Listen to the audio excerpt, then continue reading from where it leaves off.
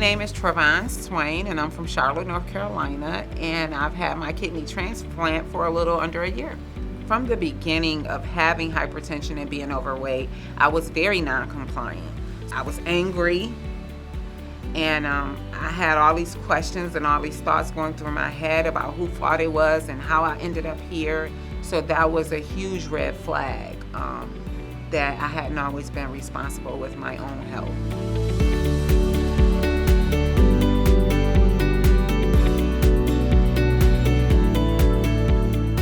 The transplant center did inform me that you can be taken off the list or removed from the list if you're not compliant, if you're not going to treatment, if you're getting off the machine early, if your lab work is not good. Once you do the workup and all your lab work comes back good and you get on the list, you have a responsibility to stay on top of these things, to stay on the list. I always took all of my medications when I was on the transplant list. I became very compliant.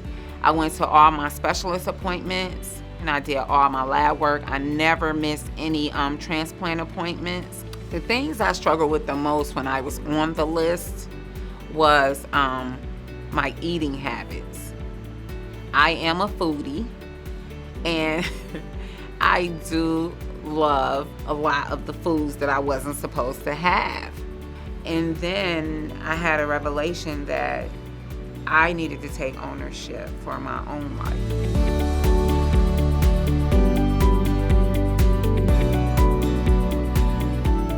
I was going through a divorce, and I had left that part out. I just kept saying, yeah, I have this great husband. I have all the support at home.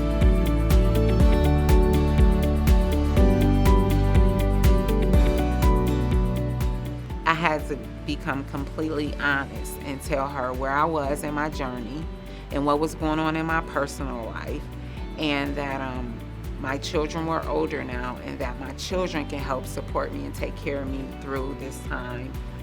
It was very difficult to tell my social worker the truth, but I trusted that if I be honest and be sincere, that it would come through. She said, okay, we can continue to move forward. So it was definitely a blessing. The journey was not always easy, but it was definitely worth it. Kidney transplant is 100 times better than dialysis.